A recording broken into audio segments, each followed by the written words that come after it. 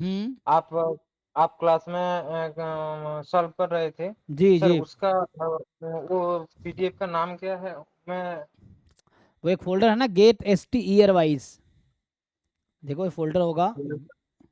Z S T year wise, okay. हाँ, उसके अंदर है जैम एंड गेट 2005 से 24 तक के सारे क्वेश्चन कंबाइंड मर्ज है ना, एक साथ है। हम्म।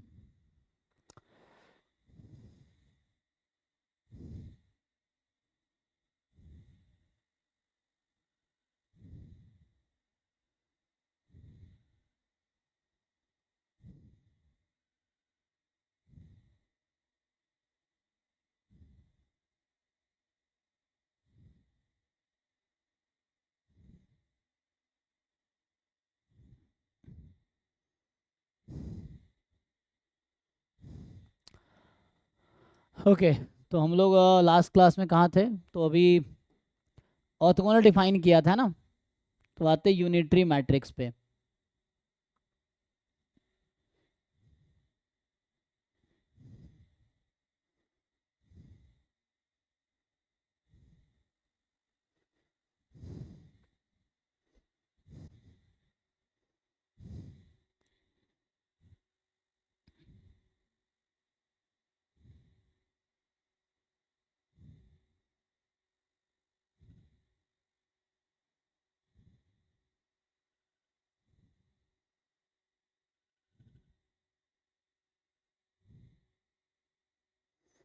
तो जैसे ये जो ऑर्थोगोनल था ना, तो ऑर्थोगोनल का ही एक कॉम्प्लेक्स वर्जन है ना, ये जो है ऑर्थोगोनल मैट्रिक्स है उसी का कॉम्प्लेक्स वर्जन है, ये आएगा।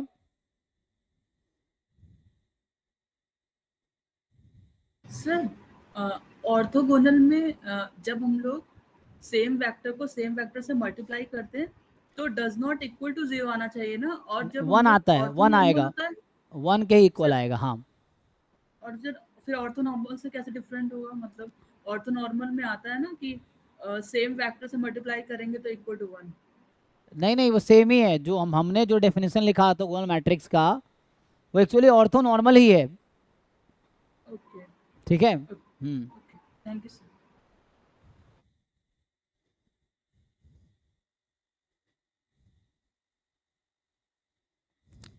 तो जैसे था ना symmetric, generally real symmetric matrix की हम बात करते हैं, जब सिमेट्री की बात करते हैं तो हर्मिशियन क्या होता है, मतलब रियल वैल्यूड मैट्रिक्स जो होती हैं, रियल एंट्री रियल मैट्रिक्स, उसमें हम बात करते हैं सिमेट्रिक का। हर्मिशियन जनरली कॉम्प्लेक्स मैट्रिक्स में बात करते हैं। वैसे स्क्यू सिमेट्रिक था, रियल मैट्रिक्स में बात करते हैं। और जो स्क्यू हर्मिशियन है वो कॉम्प्लेक्स मैट्रिक्स में बात करते हैं, राइट। और जो हमारे पास अभी कल हमने देखा था ऑर्थोगोनल मैट्रिक्स, क्या था वो, A into A transpose is equal to I. तो वैसे यूनिटरी मैट्रिक्स क्या होगी? यूनिटरी मैट्रिक्स का डेफिनेशन क्या है? What is definition of unitary matrix? उसी का जैसा ना, जैसे सिमेट्री क्या था, A transpose is equal to A, Hermitian क्या है, A transjugate is equal to A. Skew symmetric था, A transpose minus A. Skew Hermitian क्या है, ए ट्रांसजुगेट माइनस ए। तो वैसे ही ऑर्थोगोनल था, ए इंटू ए ट्रांसपोज आई। तो यूनिटरी क्या होगा? यूनिटरी उसी का फॉर्म है ना। A transjugate into A is equal to so I ना। सिंपल, जो हमने ऑर्थोगोनल मैट्रिक्स कल लिखे थे, सो दैट वाज, तो जो ऑर्थोगोनल मैट्रिक्स था उसमें सिंपल था। तो जनरली ऑर्थोगोनल मैट्रिक्स में क्या हम मानते हैं कि ये रियल सिमेट्रिक रियल मैट्रिक्स है ना, एक रियल मैट्रिक्स है जिसमें क्या होगा, सो एक रियल मैट्रिक्स लिया था, रियल स्क्वायर मैट्रिक्स है ना, जनरली यही बात करते हैं, रियल स्क्वायर मैट्रिक्स जहाँ A transpose into A is equal to I. तो वैसे ही जो यूनिटरी मैट्रिक्स होगा, जो यूनिटरी मैट्रिक्स है इसमें क्या होगा, तो अ कॉम्प्लेक्स वैल्यूड या कॉम्प्लेक्स स्क्वायर मैट्रिक्स होगा, सच दैट, है ना, यहाँ जैसे लिखा था orthogonal, if and only if this, a complex square matrix A is unitary if and only if A into A ट्रांजुगेट या A ट्रांजुगेट into A is equal to I. Simple definition है, देख लो.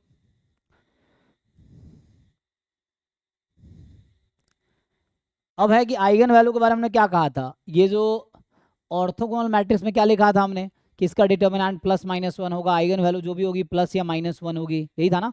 तो eigen value will B plus और minus one, और determinant भी plus minus one होगा.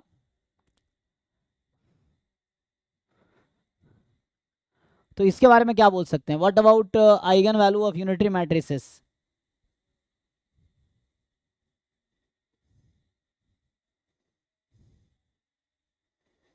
तो इसमें कॉम्प्लेक्स आइगन वैल्यू भी हो सकते हैं, लेकिन ये है कि जो भी आइगन वैल्यू तुम आएगा उसका जो एब्सोल्यूट वैल्यू होगा, ये मैग्नीट्यूड जो होगा, जो कॉम्प्लेक्स नंबर बोलते हैं ना, magnitude of a complex number, वो वन आएगी, यही ना.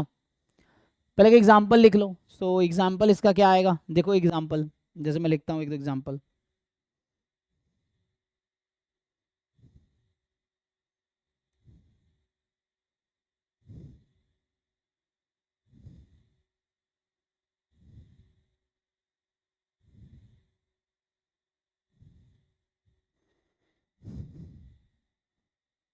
जैसे अभी के लिए जैसे मैं ये लिखता हूँ, जैसे 1/√2 है, -1/√2, -1/√2, 1/√2, और b है 1/√2 माइनस i/√2. अच्छा एक मिनट, तो यहाँ प्लस 1 लो, और ये i/√2 और 1/√2. एक बार चेक करो क्या a ऑर्थोगोनल है. ये तो रियल में लिखा है मैंने. तो क्या इंटू ए ट्रांसपोज और ए ट्रांसपोज इंटू ए आई आएगा. क्वेश्चन ये है, पूछ रहा हूँ यस और नो. और यहाँ से आप चेक कीजिए, b into B transjugate into B, क्या आई होगा. ये लिखा था. कर चेक करके बताओ.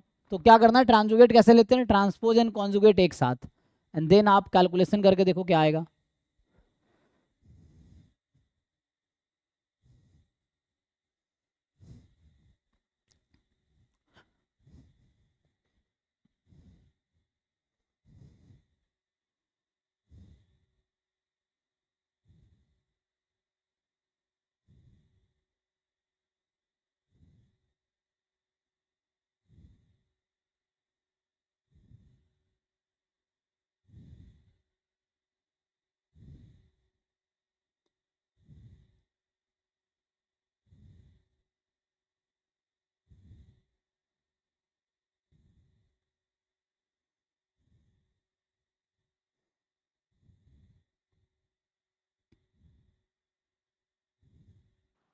सर वो जो पहला है वहाँ पे हाफ आई आ रहा है. हाफ आई आ रहा है. अच्छा, तो इसका मतलब है मुझे इसको this square plus this square कितना हो रहा है, 1 नहीं हो रहा, आई आ रहा है सर, आई आएगा है ना. चेक करो, क्योंकि है ना ईच रो का अगर, सॉरी सर, है थोड़ा ना, सर गलती हो गया. हाँ हाँ हाँ, तो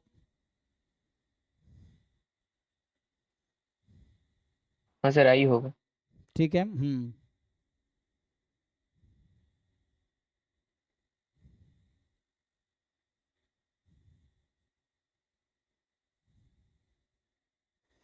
तो जैसे कल हमने देखा था कि ये भी हो जाएगा, चेक करो कि जैसे देखो ऑर्थोगोनल मैट्रिक्स हमेशा इन्वर्टिबल होगा, ये ऑब्वियस है. तो उसी तरह से यूनिटरी मैट्रिक्स भी, अगर मैं थ्योरम लिखूं कि ऑर्थोगोनल, अब मान लो अगर रियल सिमेट्रिक मैट्रिक्स जैसे ये है, तो अगर कोई बोलेगा तो ये एक्चुअली अगर रियल मैट्रिक्स ऑर्थोगोनल ही यूनिटरी हो जाएगा ना, अगर रियल में बात करें तो हम, क्योंकि यहाँ कॉम्प्लेक्स नंबर है इसलिए यूनिटरी का रेलिवेंस है यूनिटरी मैट्रिक्स होने का. अगर रियल है तो रियल एंट्रीज में तो यूनिटरी मैट्रिक्स बोलने का मतलब सिमेट्रिक, क्या बोलते हैं उसे, ऑर्थोगोनल ही है. तो जो ऑर्थोगोनल एंड यूनिटरी मैट्रिक्स जो भी होगा, मैट्रिसेस आर इन्वर्टिबल, ये हमेशा इन्वर्टिबल मैट्रिक्स होगा. Invertible matrices. फिर जैसे कल हमने देखा था कि ऑर्थोगोनल मैट्रिक्स की आइगन वैल्यू +1 या -1 होगी, तो यहाँ पे क्या होता है कि एब्सोल्यूट वैल्यू या क्या बोलूँ मॉड्यूलस, मॉड्यूलस ऑफ जो कॉम्प्लेक्स नंबर मॉड जेड लिखते थे ना आप, मान लो जेड एक कॉम्प्लेक्स नंबर है suppose, so Z is a complex number that is the eigen value of unitary matrix. So क्या होगा, उसका जो मैग्नीट्यूड होगा जेड का वो कितना आ जाएगा, 1 आ जाएगा यहाँ पे। So modulus of eigen values of unitary matrix is 1, वो हमेशा 1 आएगा, ठीक है ना। जैसे उसमें क्या था +-1 था, मॉड लेते तो 1 ही आता मैग्नीट्यूड, तो वही मॉड्यूलस या मैग्नीट्यूड। तो दोनों इन्वर्टिबल होंगे, जो भी आइगन वैल्यू होगा वो इसका मैग्नीट्यूड 1 होगा, ठीक है ना। मेनली यही यहाँ पे पूछना चाह रहा है इस सिलेबस में जो है ना।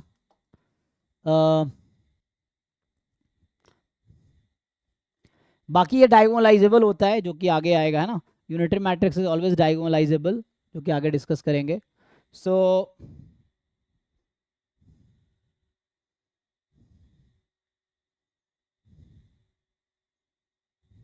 और इसमें वो प्रॉपर्टी होगी, किसी भी एक रो को खुद से मल्टीप्लाई करोगे कितना आएगा, जैसे यहाँ मल्टीप्लाई करते 1/2 और आयोटा स्क्वायर +1/2 1 आ जाएगा। तो जो यहाँ प्रॉपर्टी वो यहाँ भी है, किसी रो को खुद से मल्टीप्लाई करोगे 1 आएगी, किसी एक रो को दूसरे रो से मल्टीप्लाई करोगे 0 आएगी। मतलब इसके रोज एंड कॉलम्स जो है ना वो ऑर्थो नॉर्मल वैक्टर्स हैं, जैसे ऑर्थोगोनल मैट्रिक्स में होता है, तो rows and columns are orthonormal vectors, ठीक है।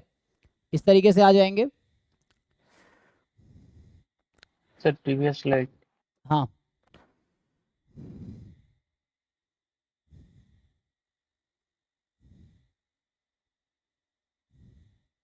Okay, thank you sir.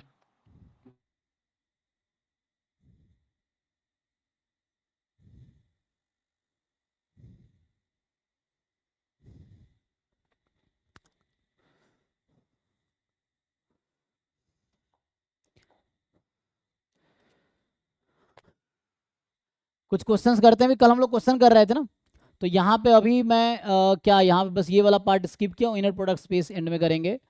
बस मैं डिस्कस डिफाइन कर रहा हूँ, इंट्रोड्यूस कर रहा हूँ, क्वेश्चंस करके देखते हैं क्या होता है। एंड अभी change of basis matrix, equivalence, similarity. So ये सिमिलर मैट्रिक्स क्या होता है, diagonalizability, positive definite, positive semi definite and their properties, then quadratic form, singular value decomposition.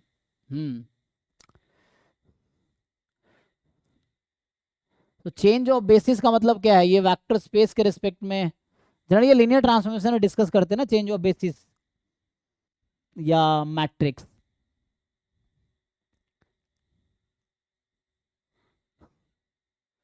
तो ये लीनियर ट्रांसफॉर्मेशन सिलेबस में है नहीं, ये क्यों लिख दिया है।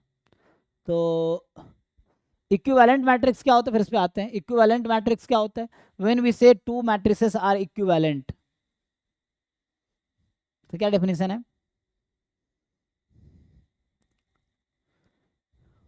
अच्छा, ऑर्थोगोनल वाले सारे क्वेश्चन किए आपने, जैसे कल हम कर रहे थे, अभी हमने छोड़ा था ना, जैसे ये ऑर्थोगोनल वाले जो क्वेश्चंस हैं ये आप लोगों के सॉल्व हुए थे, जो ये ऑर्थोगोनल वाले क्वेश्चंस थे।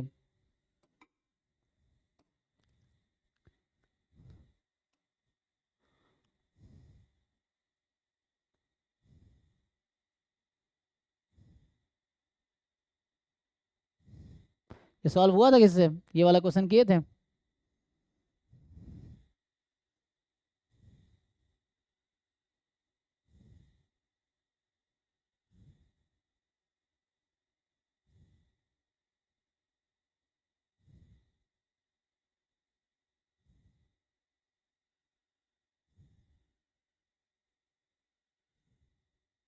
ये सिंपल मैट्रिक्स का क्वेश्चन है ना।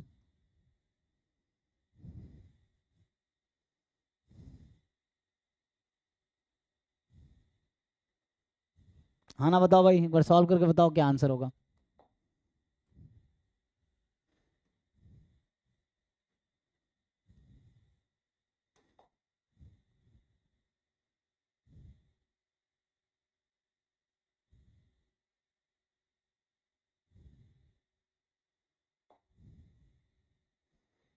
सोचो, आंसर बताओ इसका।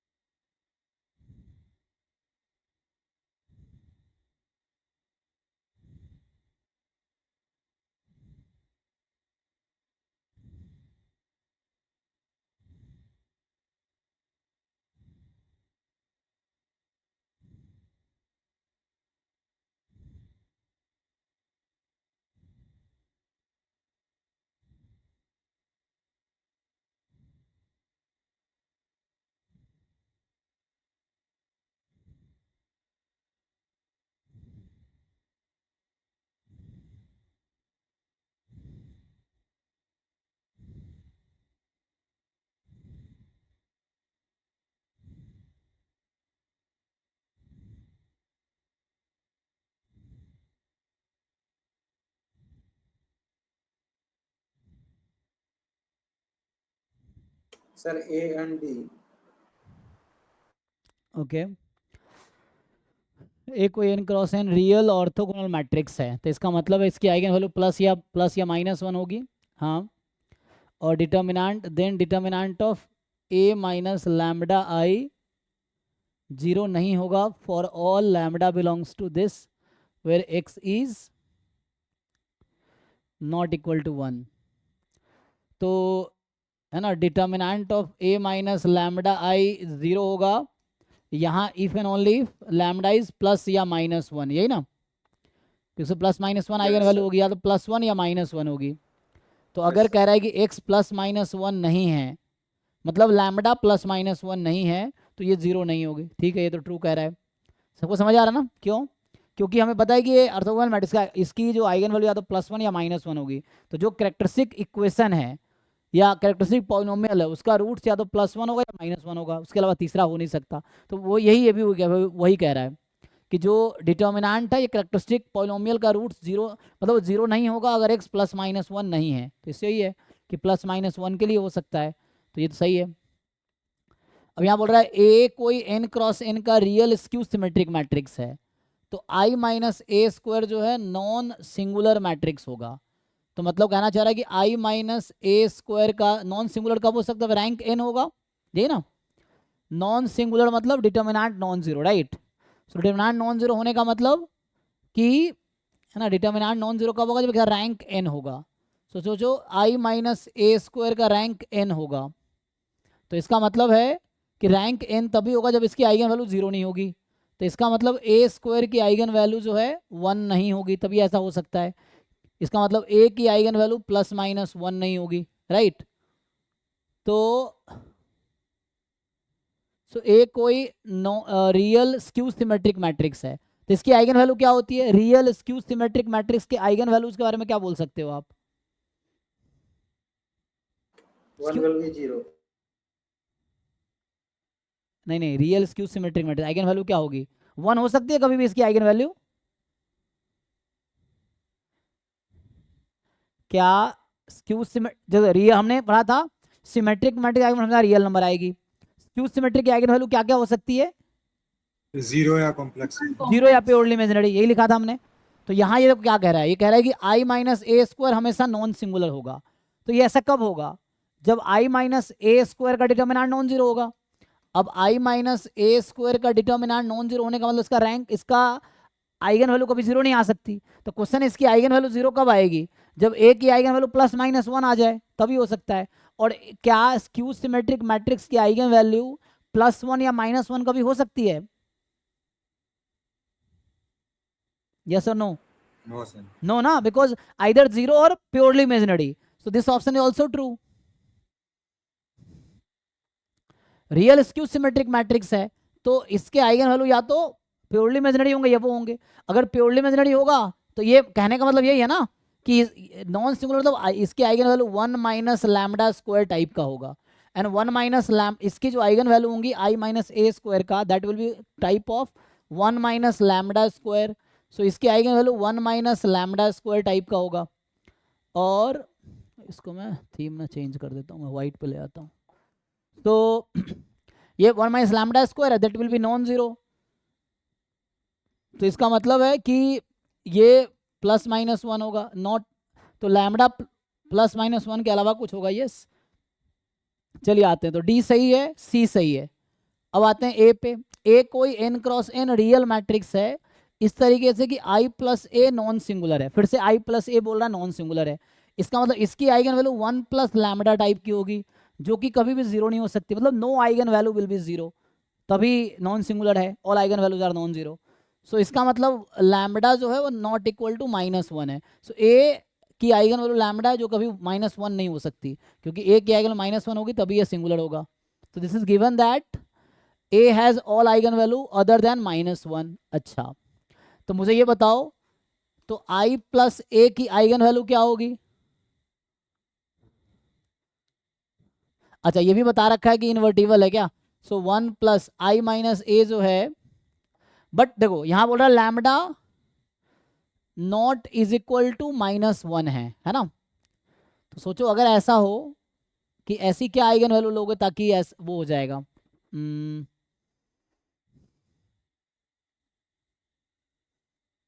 मैं पूछ रहा हूँ इसकी आइगन वैल्यू क्या होगी इस मैट्रिक्स की. सो आई माइनस ए की आइगन वैल्यू जैसे 1 माइनस लैम्डा है, आई प्लस ए की 1 plus lambda. So I plus A inverse की आइगन 1/1 प्लस लैम्डा, यही है. सो इसकी आइगन वैल्यू क्या होगी? 1 plus 1 minus lambda upon 1 plus lambda. So क्या ये कभी जीरो हो सकता है? बताओ ये जीरो कब होगा, मुझे ये बताओ. सो ये 1 plus 1 minus lambda upon 1 plus lambda कब जीरो हो सकता है?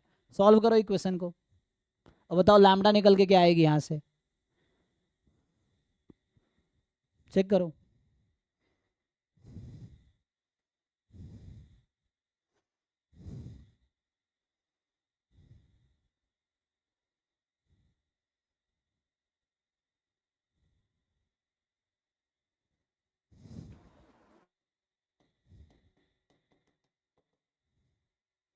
तो ऐसा कभी होगा ही नहीं है ना.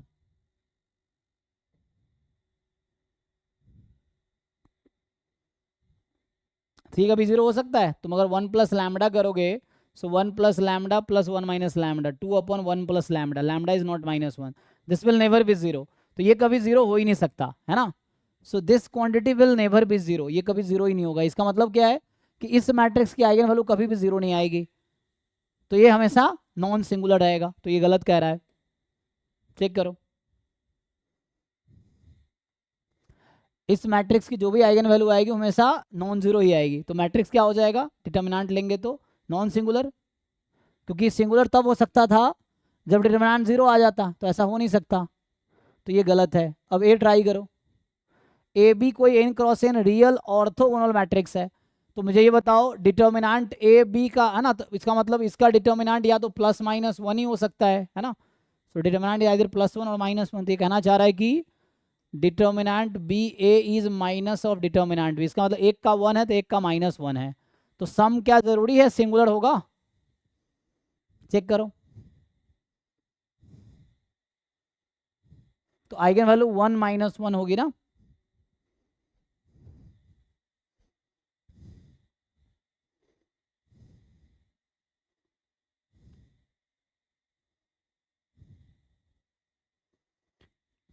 यस सर, सिंगुलर आएगी. ठीक है ना. ये कह रहा है कि A and B are n cross n real orthogonal matrices such that determinant B is zero, then a plus B singular. क्योंकि ऐसा तुम्हें सोचना है ना कि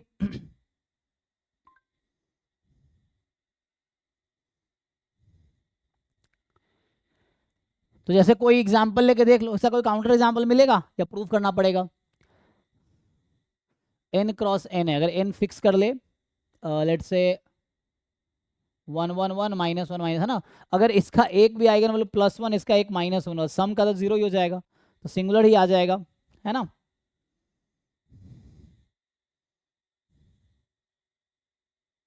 सिंगुलर तो होगा, है ना।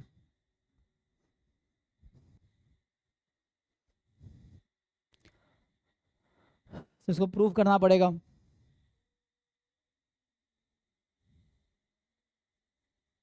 सर सिंगुलर ही आएगा। सिंगुलर ही आएगा ना। Yes sir. सर पर a प्लस बी की आइगन वैल्यूज को प्लस कैसे कर सकते हैं? मतलब ये नहीं कहा ना उनका आइगन वेक्टर नहीं, सेम है। प्लस नहीं कर सकते हैं, लेकिन आपको समहाउ दिखाना पड़ेगा कि आइगन वैल्यू नॉन जीरो आएगी। प्लस नहीं कर रहे हैं। सर वो तो फिर एग्जाम्पल से ही देख रहे हैं हम। अच्छा, एक काम करो, जैसे क्या होता है, हाँ एग्जाम्पल्स, जैसे मुझे पता है कि जो इसमें रियल ऑर्थोगोनल है, तो हम इसको अगर प्रूव करने की कोशिश करें तो इसमें क्या होता है, ए इंटू ए ट्रांसपोज आई है ना, तो इसका ए इनवर्स ए के इक्वल है और इसका बी इनवर्स बी के इक्वल है, लेकिन मुझे ट्रांसपोज तक जाना। अच्छा, ए इनवर्स ए ट्रांसपोज है, बी इनवर्स बी ट्रांसपोज है, ये ना। तो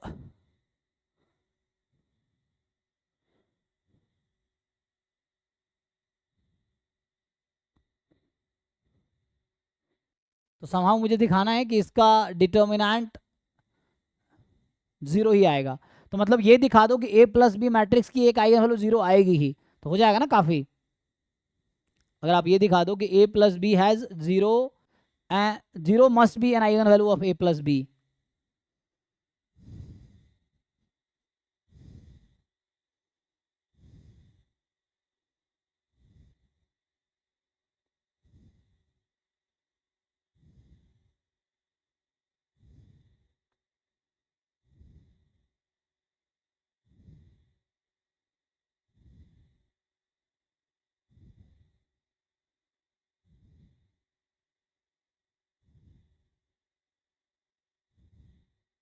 इसका प्रूफ लिखना पड़ेगा, नहीं तो हमें, है ना, यही तो है बस।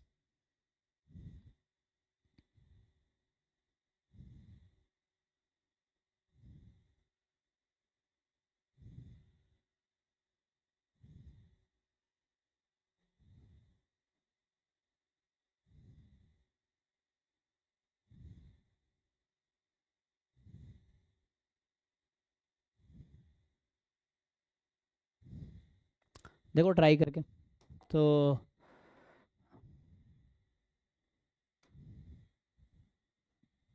यहाँ पे अगर मैं ट्राई करूँ, तो जैसे तुम्हें ए प्लस बी का डिटर्मिनेंट निकालना है, तो क्या कर सकते हो, यहाँ पे ए इंटू ए ट्रांसपोज आई है,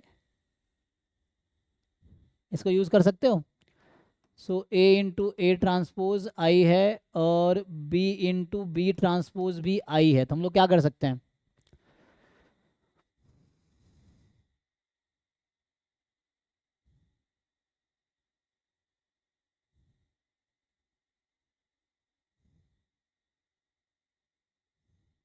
इसको भी यूज़ कर सकते हो, determinant of A is equal to minus of determinant B. और ये भी मुझे पता है कि या तो ये +1 होगा या -1 होगा, ये भी सही हो रहा है ना, है कि नहीं। सो डिटर्मिनेंट ए और डिटर्मिनेंट बी जो होगा प्लस या -1 होगा। तो अभी के लिए केसेस अज्यूम कर लो कि मान लो डिटर्मिनेंट ए अभी के लिए 1 है लेट से, और डिटर्मिनेंट बी फिर -1 हो जाएगा, वही केस होगा, तो उससे कर लेते यस हैं, सर। तो उसको यूज़ कर लो। तो जैसे यहाँ पे मैं ये करूँ ए इंटू ए प्लस बी इंटू बी, अगर इसके डिटर्मिनेंट निकालता हूँ तो क्या होगा, देखो मैं ये बोलना चाह रहा हूँ, ये मैट्रिक्स किसके इक्वल आएगा, अगर मैं इसको लिखूँ ये किसके इक्वल आएगा, ये मैट्रिक्स ये हो जाएगा A square B plus A B square, यही ना। लेकिन मुझे ट्रांसपोज से मल्टीप्लाई करना चाहिए ना, ताकि, सो यहाँ मैं ए ट्रांसपोज, यहाँ मैं बी ट्रांसपोज कर देता हूँ, तो क्या आएगा,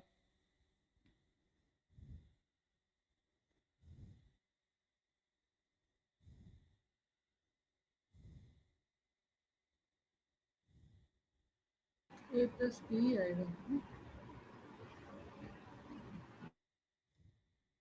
नहीं ऐसे लिखना पड़ेगा हमें, ए प्लस बी को लिखना पड़ेगा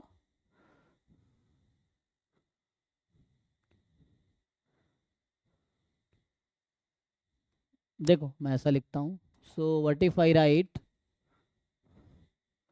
एज ए को हम लोग आई ए भी लिख सकते हैं प्लस बी, और आई को मैं अगर लिख दूँ B into B transpose A plus B, और बी अगर मैं कॉमन ले लूँ तो क्या होगा, B transpose A plus I, ऐसा लिख सकते हैं। मतलब ए को मैंने आई ए लिखा एंड देन आई को बी इंटू बी ट्रांसपोज लिख दिया क्योंकि ये ऑर्थोगोनल है, और डिटर्मिनेंट बी कॉमन ले लिया। अभी ये केस फिक्स कर लो है ना, क्योंकि ये प्लस या माइनस वन होगी ये श्योर है। अगर ए का डिटर्मिनेंट वन है तो बी का माइनस वन, तो कुछ फिक्स कर लो अभी के लिए। अब यहाँ से क्या आएगा, अगेन सेम चीज़ तुम इधर करो। अब देखो ये सेम चीज़ तुम यहाँ करो, देखो ध्यान से, तो यहाँ से क्या आएगा, बी ट्रांसपोज ए, और इसको मैं लिख देता हूँ ए ट्रांसपोज इनटू ए। तो यहाँ से क्या आ जाएगा, डिटर्मिनेंट ऑफ बी, और यहाँ से आ जाएगा तुम्हारे पास, मैं क्या किया आई को लिखा हूँ ए ट्रांसपोज ए, सो अब ए बाहर कर लो, सो ये हो गया B transpose plus A transpose determinant of A. अब मुझे बताओ determinant of A into determinant of B किसके इक्वल आएगा हमेशा, 0 नहीं -1 इंटू ना, क्योंकि एक नेगेटिव एक पॉजिटिव है ना। सो मैं कह रहा हूँ कि एक से डिटर्मिनेंट वन -1 यस सर -1 है ना, क्योंकि determinant A is product of determinant B, तो जब एक दूसरे को और ये प्लस माइनस वन ही हो सकता है, तो जब आप डिटर्मिनेंट ए जब वन है तो डिटर्मिनेंट बी को -1 होना पड़ेगा, जब डिटर्मिनेंट ए -1 है तो डिटर्मिनेंट बी को 1 होना पड़ेगा, ठीक है। तो ये जो दो नंबर हैं इन दोनों का प्रोडक्ट -1, और ये ट्रांसपोज अगर कॉमन ले लो तो क्या आ गया, transpose B transpose plus A transpose equal to A plus B whole transpose, और ट्रांसपोज का डिटर्मिनेंट खुद मैट्रिक्स के डिटर्मिनेंट के इक्वल होते हैं। मैंने यहाँ से क्या प्रूफ कर दिया कि ए प्लस बी का ट्रांसपोज उसके जस्ट नेगेटिव के इक्वल है। इसका क्या क्या मतलब, क्या प्रूफ हो गया इससे, determinant of A plus B 0 होगा। हो गया प्रूफ।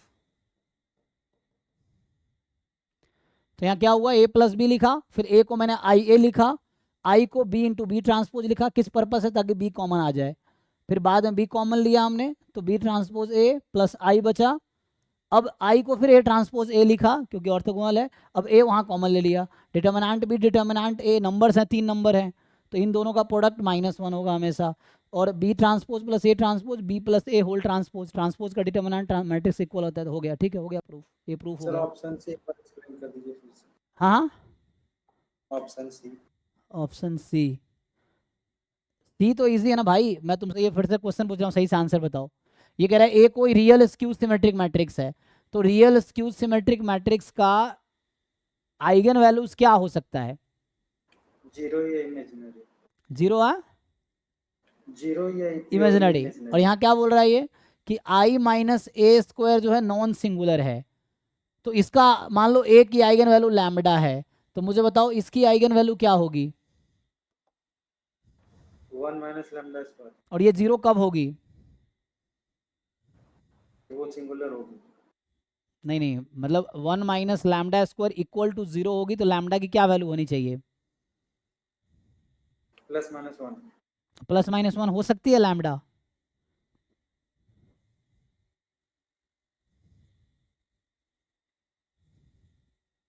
नहीं तो यही आंसर है इस क्वेश्चन का।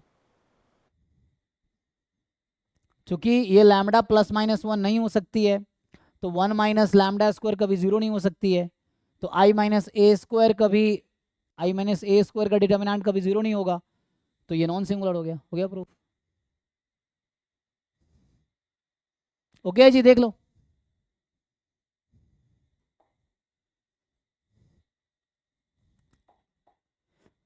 तो ऐसे बहुत सारे क्वेश्चंस हैं कल जो मैंने लिखाए थे, अगर आपने किए होंगे ठीक है, नहीं किए होंगे तो कीजिए। फिर मैं आगे अभी डिफाइन करूंगा इक्विवेलेंट मैट्रिक्सेस क्या होते हैं, सिमिलर मैट्रिक्स क्या होता है, फिर सिमिलर मैट्रिक्स के कंटिन्यूएशन में ही डायगोनलाइजेबल मैट्रिक्स होगा, जो कि अभी डिस्कस करेंगे। तो ये क्यों क्वेश्चन आ रहा है क्या,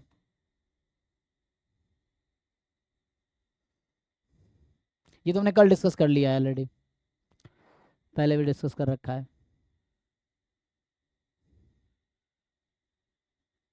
ये किया तो हो गया था ना, पहला ऑप्शन आया था, ये भी तो हो ही गया था, जस्ट फर्स्ट ऑप्शन होगा। अब क्या करेंगे, m इंटू एम ट्रांसपोज को i के इक्वल कर दीजिए, सीधा सीधा आ जाएगा, a प्लस बी 0 आएगा।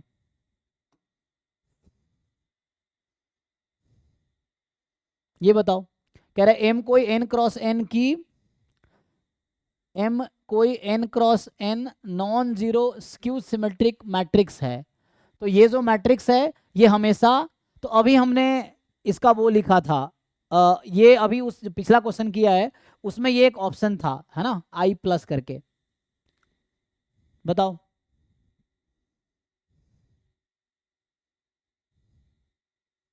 चार ऑप्शन में कौन सा ऑप्शन ट्रू होगा, सोच के बताओ।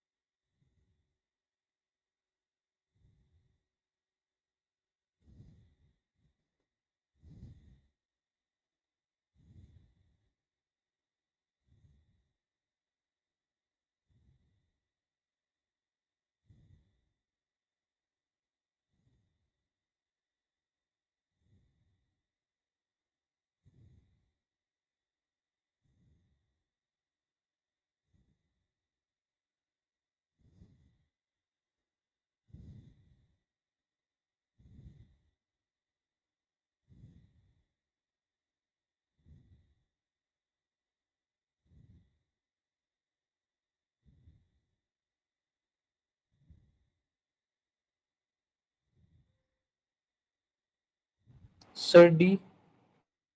ओके तो बाकी आपको चेक करना। अच्छा आइडेम्पोटेंट में लिखाया था क्या होता है, सिंगुलर तो पता है आपको, जिसका डिटर्मिनेंट 0 है, सिमेट्रिक आपको पता है a transpose equal to a होता है, और ऑर्थोगोनल आपको पता है कि a into A transpose i होता है। ये आइडेम्पोटेंट क्या होता है जी, आइडेम्पोटेंट मैट्रिक्स का डेफिनेशन क्या है ये बताओ मुझे पहले, what is idempotent matrix, definition क्या है, कोई बताओ, आइडेम्पोटेंट मैट्रिक्स का डेफिनेशन क्या है। So when multiplied by itself yield same matrices. फिर सर शायद उसके वो होते हैं, नंबर ऑफ टाइम्स कितनी किया तो वो सेम मैट्रिक्स आ जाएगी। बाकी लोग बताओ, कितना कंसाइज multiply डेफिनेशन किया। बताओ। Sir a square equal to a। Hmm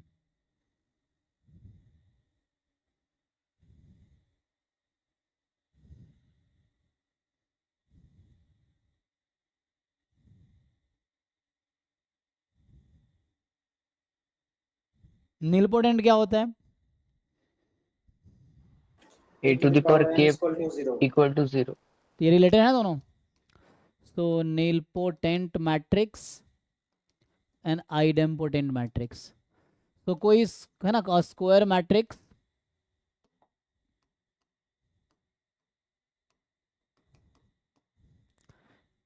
A is idempotent if and only, क्या बताया था आपने, A square is a square equal to A square is A, और नीलपोटेंट में क्या होगा, a square matrix A is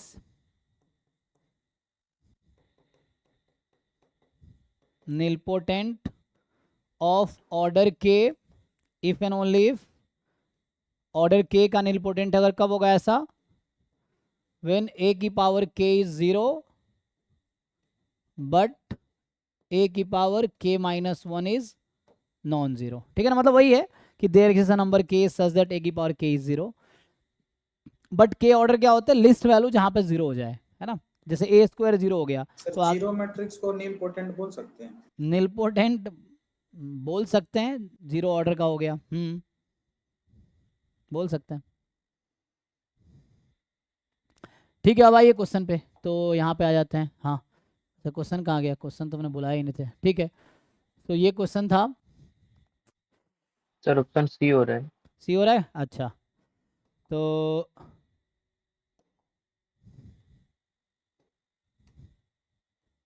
try करके देखो भाई, एग्जाम में यही सब मिलेगा, तो अभी अगर खुद से कर लोगे तो एग्जाम में भी कर लोगे, ये है। क्योंकि ऐसे ही रैंडम क्वेश्चन एग्जाम में भी आते हैं ना, ऐसा तो ही पहले बता के आएगा कि बेटा ये क्वेश्चन पूछेंगे हम, ऐसा तो है नहीं। तो आपको ऐसे ही ट्राई करना है कि देखो कर पा रहे हो नहीं कर पा रहे हो, तभी तो एग्जाम में ऐसे ही आएंगे ना।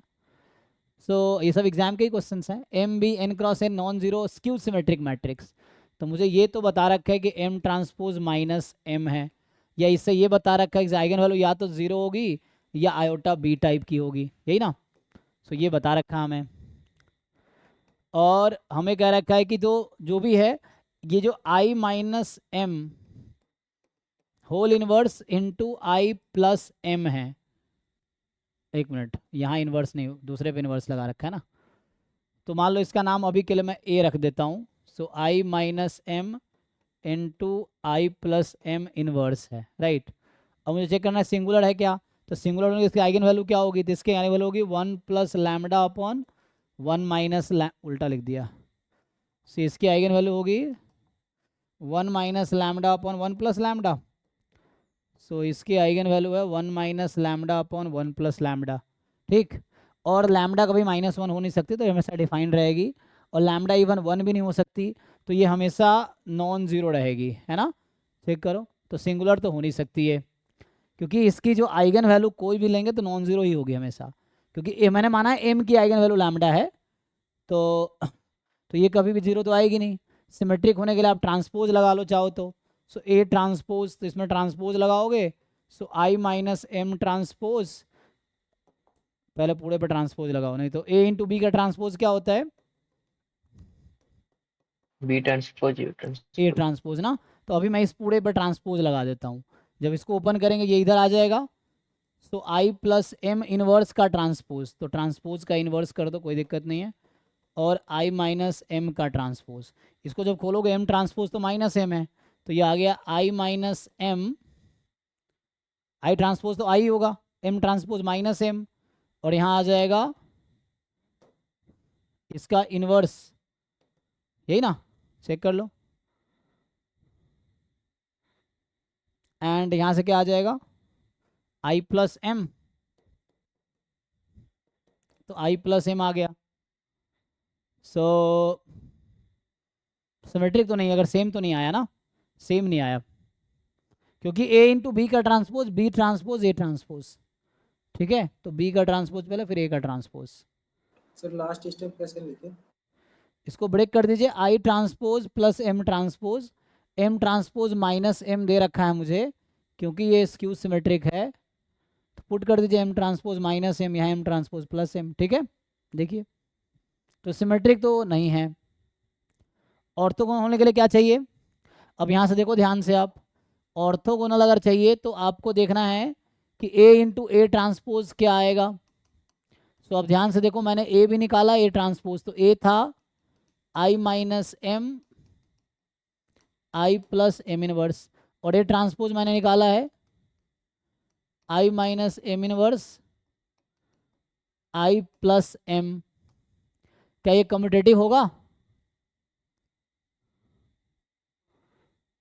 देखो ये आई तब आएगा जब ये कम्यूटेटिव होगा, है ना, जैसे ये वाले इसके साथ आई हो जाएगा, ये वाला इसके साथ, हमने ए इंटू ए ट्रांसपोज निकाला ना, या ए ट्रांसपोज इंटू ए निकालूंगा तब भी वही सिचुएशन आएगी। यस सर, आई आएगी। तो ये तब होगा जब ये कम्यूटेटिव होगा, कम्यूटेटिव है, हाउ डू यू नो कि ये कम्यूट करेगी, एक मिनट, ए इंटू ए निकाल के देखते हैं, तो ए इंटू ए जब निकालेंगे तो यहाँ से क्या आएगा, आई माइनस एम इंटू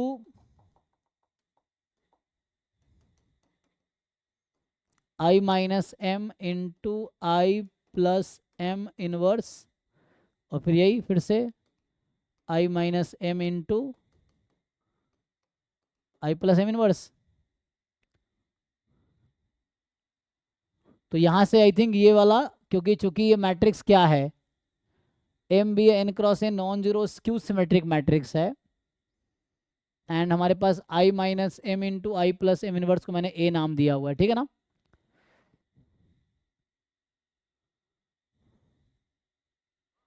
ट्रांसपोज लिया तो मैं क्या किया, ट्रांसपोज लिया, ये इधर आ गया तो ये आई माइनस एम हो गया और वो ऊपर चला गया, तो आई थिंक ये आई आ जाएगा ना। तो ये और इससे मल्टीप्लाई होगा और ये इससे मल्टीप्लाई होगा एट द एंड। ये एक काम करते हैं, दोनों को एक दूसरे का इन्वर्स दिखा दो। तो मैं अगर ऐसा दिखा दूं कि दिख तो रहा है आई आ जाएगा ना। आई इम्पोर्टेंट कैसे होगा, ए इंटू ए आपका आई ए स्क्वायर आई ए आना चाहिए, ए स्क्वायर ए आएगा नहीं सर, ये पॉसिबल नहीं है ना, डी वाला तो नहीं आएगा, ए स्क्वायर ए तो नहीं आएगा। तो ये पॉसिबल है कि I minus M into I minus M inverse I हो जाएगा अगर कम्यूट करेगा तो, और ये आई हो जाएगा तो आई इंटू आई आई हो जाएगा। तो आई थिंक यहाँ पे चूंकि ये स्क्यू सिमेट्रिक मैट्रिक्स है तो ये कम्यूट कर जाएगा, तो ऑर्थोगोनल ही पॉसिबिलिटी बन रहा है और कोई पॉसिबिलिटी बन नहीं रहा, ठीक है ना। सर अगर आइगन वेक्टर से करें 1 minus lambda upon 1 plus lambda को एक बार इक्वल्स टू 1 और एक बार -1 माने, ठीक है, सर तो 0 पे तो शायद 0 पे फुलफिल कर रहा है, -1 पे नहीं कर रहा है। हाँ लेकिन जरूरी नहीं कि जीरो ही आइगन वैल्यू होगी, नॉन जीरो भी तो हो सकती है, प्योरली इमेजिनरी। देखिए सर आप किसको कम्यूट करा रहे हैं, मतलब a into B is equal to B into A होना चाहिए जी जी यहाँ जी, पर। A into B is equal to I, यहाँ पे हमने ऐसा किया है। हाँ उसकी वजह ये है कि यहाँ पे कहने का मतलब ये जो आई प्लस एम है और आई माइनस एम है वो कम्यूट करेगी इस वजह से। तो दीज टू विल कम्यूट, आप चेक करके देख लीजिए, इसलिए मैंने कम्यूट करा दिया है। क्यों कराया है, क्योंकि आप आई माइनस एम निकालिए और आई प्लस एम को मल्टीप्लाई कीजिए, ये एक दूसरे के साथ कम्यूट करेगी, इसलिए वो भी कम्यूट करेगी, ठीक है। सो आप अलग अलग एक्सपैंड कीजिए, so these two matrix will commute and that's why their inverse will also, उसमें कम्यूट करा दिया, ठीक है। सो वो कम्यूट करेगी, या मैं ऐसा करता पहले ए ट्रांसपोज इंटू ए निकालता, ज़्यादा आसान होता, ठीक है। तो इसलिए कम्यूट, ये कम्यूट करेगी, I plus M I minus M will commute, ठीक है ना, क्योंकि एम ही तो इन्वॉल्व है ना खाली आई के साथ, इसीलिए कम्यूट करेगी। So it must be commutative, इसीलिए ऐसा हो जाएगा, ठीक है। सर इसका वैसे एग्जांपल ले कर सकते हैं। हाँ हाँ हाँ, आप चेक कर सकते हैं, कोई भी एम अपनी मर्जी से ले लीजिए, स्क्यू सिमेट्रिक मैट्रिक्स, और आप चेक कीजिए आई plus M I minus M commute करेगा। सर वैसे ये सीधे सीधे ही दिख रहा था कि मतलब है ना कि हाँ आई आ रहा है ना, लेकिन आपने कहा पहले कम्यूट करेगा तब आई कह सकते हैं। हाँ, फिर हमने सोचा कि कम्यूट, तो फिर ये समझ आया क्योंकि आई plus M I minus M है तो ये है कि कम्यूट करेगा, ये है यहाँ पे, मतलब वो सोचना पड़ेगा। मैं पूछ रहा हूँ कि क्या आप कम्यूट करेगा, तो आंसर इज यस। मैं पूछ रहा था कि आई plus M I minus M commute करेगी, तो answer is yes, they will commute. आप अलग अलग एक्सपैंड कीजिए, आंसर सेम है। बोल रहा हूँ इसको एक्सपैंड करके देखिए, जो मैट्रिक्स यहाँ बनेगा इसको एक्सपैंड कीजिए, जो मैट्रिक्स यहाँ बनेगा सेम होगा, सो दे विल कम्यूट, इसीलिए यहाँ पे हमने कम्यूट कर लिया। तो आप ए ट्रांसपोज इंटू ए निकालेंगे तो आसानी से आपको दिख जाएगा। अगर मैं सिर्फ आई के साथ ऐसा कर सकते हैं ना सर, क्योंकि वहाँ आइडेंटिटी था, बाकी कोई और मैट्रिक्स कर रहा था तो हम ऐसा नहीं कर सकते। एक तो तुम काहे दिमाग इतना लगाते रहो, तो समझ नहीं आ रहा। हम दुनिया में हैं इसलिए जिंदा है, हम चांद पे होते तो क्या होता, जब होते तो देखते क्या होता। अभी जहाँ पे वहाँ पे बात करो ना, अभी जिंदा है तभी तुम ये सब कर पा रहे हो, मर जाएंगे तो क्या होगा जब देखा जाएगा। तो तुम क्यों सोचते हो कि मर जाएंगे तो क्या होगा, अभी जहाँ पे हो वहाँ सोचो ना, वहाँ ठीक है ना। तो यहाँ पे ठीक है कि नहीं है, यस जब सर। ऐसा नहीं होगा देखेंगे, जब होगा तब देखा। अभी क्यों हम उतना दिमाग खराब करें अपना। आई plus M I minus commute कर रही है कि नहीं कर रही है, दैट्स ऑल, खत्म। उसमें क्या है, नहीं होगा तो सर देखा जाएगा। 1 minus lambda upon 1 plus lambda equals to -1 satisfy नहीं कर रहा, तो क्यों आप -1 रख रहे हैं, क्योंकि उसमें लिखा है कि ऑलवेज करना चाहिए, तो ऑर्थोगोनल मैट्रिक्स की तो -1 भी डिटरमिनेंट हो सकता है। 1 या -1 ना। Yes sir. तो सो ए ट्रांसपोज की आइगन वैल्यू क्या होगी, अच्छा तो 1 तो आ रही है ना हमेशा, 1 आएगी? Sir 1 minus lambda upon 1 plus lambda को इज इक्वल्स टू 1 लिखा है नहीं तो फिर नहीं, तो सेटिस्फाई हो रहा है मैं ये कह रहा हूँ ए की आइगन वैल्यू क्या है? 1 minus lambda upon 1 plus lambda, and A transpose की आइगन वैल्यू क्या है? यहां से ए ट्रांसपोज निकाला मैंने, तो ये है 1 plus lambda upon 1 minus lambda, then A into A transpose की आइगन वैल्यू क्या आएगी? तो ये तो One. कम्यूटेटिव है ना, ये दोनों कम्यूट करेंगे, करेंगे Yes, sir. कम्यूट। तो ये दोनों कम्यूट करेंगे तो आप प्रोडक्ट कीजिए, कितना आ रहा है? 1 नहीं 1 आ ही रहा? आएगी सर। So that's all. तो 1 है, इसका मतलब ये ऑर्थोगोनल हो सकता है। तो मतलब जैसे मान लो आइडेंटिटी मैट्रिक्स है, आइडेंटिटी मैट्रिक्स ऑर्थोगोनल है, यस, उसकी आइगन वैल्यू 1 है, Yes, sir. यस। तो इट्स नॉट लाइक कि -1 होगी ही आएगी, जरूरी थोड़ी है, -1 नहीं भी हो सकती है। सर फोर्थ ऑप्शन चेक करिए। फोर्थ चेक तो किया, ए इंटू ए, ये कैसे आप इसको आइडेंटिटी बना पाएंगे? ये आगे आप कम्यूट करवा दीजिए। सो आई माइनस एम का स्क्वायर, और यहाँ आ गया आई प्लस एम के स्क्वायर का इनवर्स। अब तो कुछ नहीं बनेगा यहाँ से, तो यहाँ से आप कैसे कहेंगे कि वो इक्वल है ए के? ए के इक्वल तो नहीं है, जरूरी थोड़ी है कि आई माइनस एम का स्क्वायर आई माइनस एम के इक्वल तो आएगा नहीं। चेक कीजिए, तो ये ऐसा हो गया, ठीक है। तो फोर्थ वाला गलत हो जाएगा।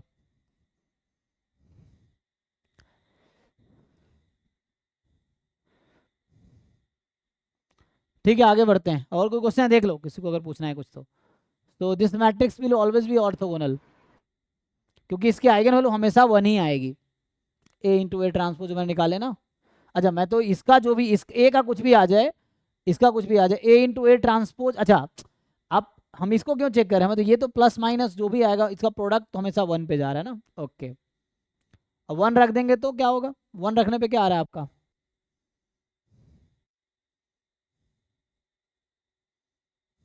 तो 1 बराबर 1, लैम्डा बराबर 0 आ जा रहा है ना, 1 बराबर, इसका मतलब 1 होगी उसकी, शायद इसीलिए 1 होगी। सब इन जनरल रिजल्ट्स होते हैं। चलो मैं आगे बढ़ता हूँ ना। तो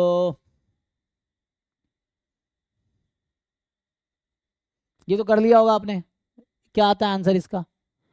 ये भी ऑर्थोगोनल का क्वेश्चन ही है, जो कल हमने दिए थे आप लोग करने के लिए।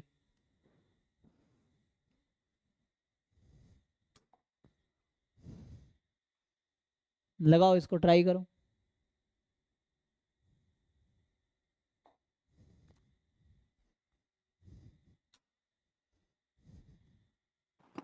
जीरो। 0, ओके। बाकी लोग देखिए, एक तो यहाँ से मुझे पता है कि A square plus B square plus 1 जो होगा वो 1 के इक्वल होगा। A square plus B square plus 1 square, C square plus D square plus 1 square is 1। तो 0 कैसे आ गया आपका?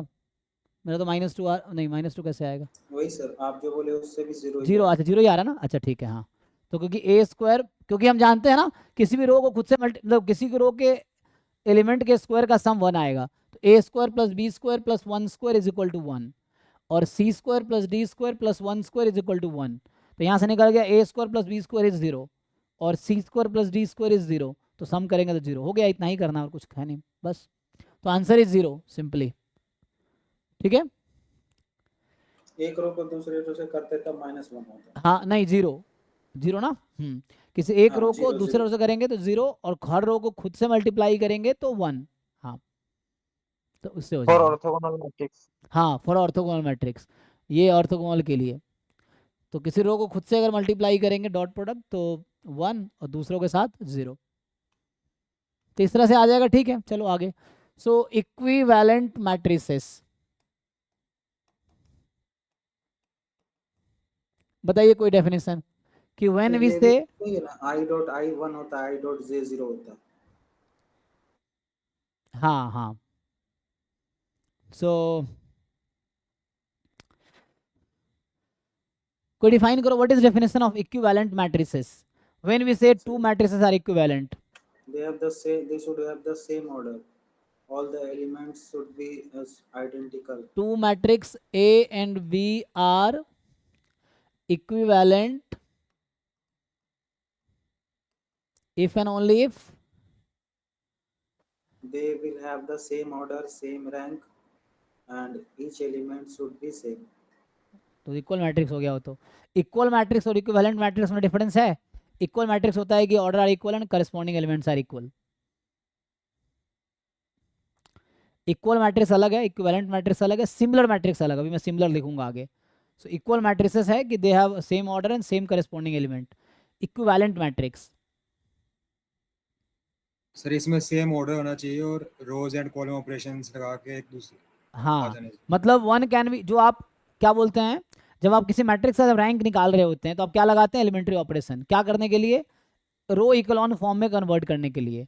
तो जो इक्लॉन फॉर्म में आप कन्वर्ट करते पहले मैट्रिक्स से स्टार्ट करके एंड तक, जहां पे आपको रैंक दिख जाता है कि number of non zero row in the echelon form of a matrix is rank. तो उस बीच में जितने मैट्रिक्स आप बनाते हैं ना वो सब इक्विवेलेंट है एक्चुअली. पहला मैट्रिक्स से लेके last matrix they are all equivalent. तो इक्विवेलेंट मैट्रिक्स होते क्या है कि किसी एक मैट्रिक्स में एलिमेंट्री ऑपरेशन लगा के दूसरा मैट्रिक्स अगर आप ला सकते हैं so they are equivalent. So two matrix A and B are equivalent. तो जो रो इक्विवेलेंट, रो इक्लॉन फॉर्म में हम देखते हैं they are row equivalent actually, क्योंकि वहां सिर्फ रो ऑपरेशन लगाते हैं हम. सो दे आर रो इक्विवेलेंट ना. यहाँ दो तरह का मतलब रो इक्विवेलेंट या कॉलम इक्विवेलेंट आता है terms. So two matrices A and B are equivalent if and only if One can be obtained through the हाँ one can be elementary obtained transformation of row or column. one can be obtained by applying elementary operation, applying elementary Elementary operation on the other. जी.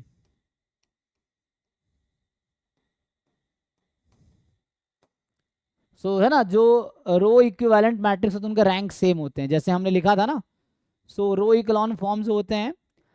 देखो अगर सिर्फ row operation लगाते जाओ तो उस case में हमने ये पढ़ा था कि रो ऑपरेशन या कॉलम ऑपरेशन लगाने से रैंक सेम रहता है, यही पढ़ा था ना.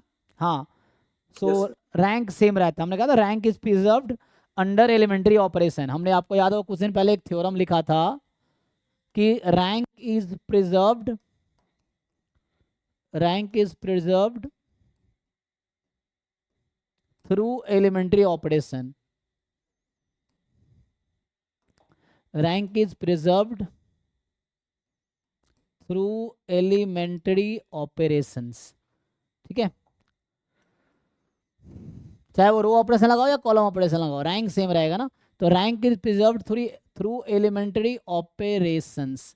और एलिमेंट्री ऑपरेशन 6 थे, जैसे आपको याद होगा रो में 3 है कि you can interchange any 2 row, you can change a row by multiplying a constant, और you can change a row R I plus K time R J, ये है. और सिमिलरली कॉलम में C I can be interchange with C J, C I K time C J, C I plus K time C J, यही है.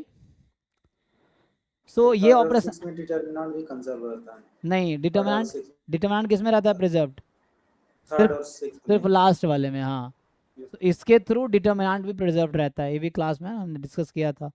तो अगर ये operation किसी मैट्रिक्स पर लगा देंगे तो डिटरमिनेंट चेंज नहीं होगी, है ना. इस ऑपरेशन लगाने से डिटरमिनेंट सेम रहता है, तो इसमें डिटरमिनेंट प्रिजर्व्ड रहता है जी. सो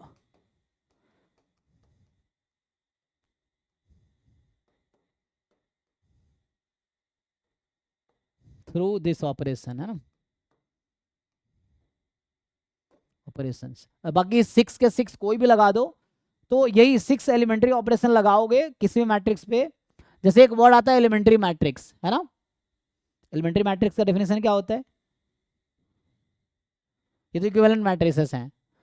जैसे एलिमेंट्री मैट्रिक्स एक टर्म आता है, एलिमेंट्री मैट्रिक्स. हाँ so what is definition of elementary matrix, पता है, each elementary operation is equivalent to multiplying one elementary matrix.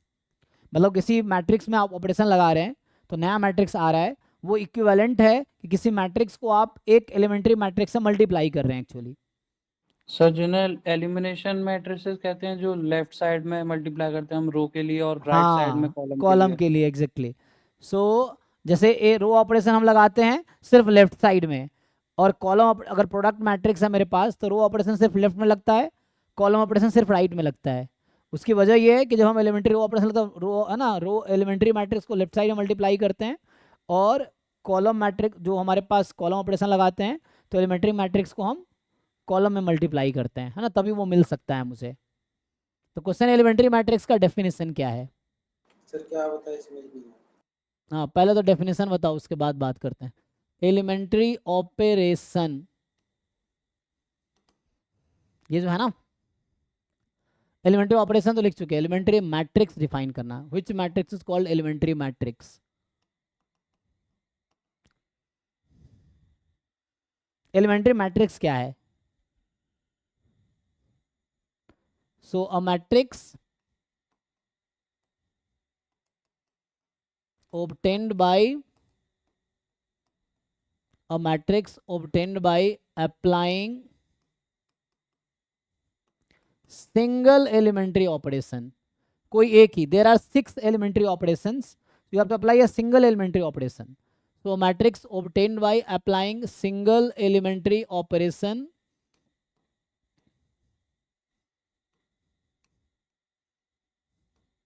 on identity matrix,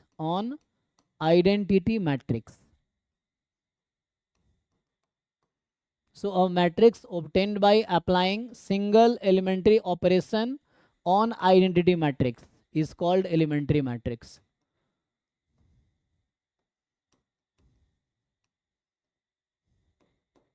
example देखिए आप,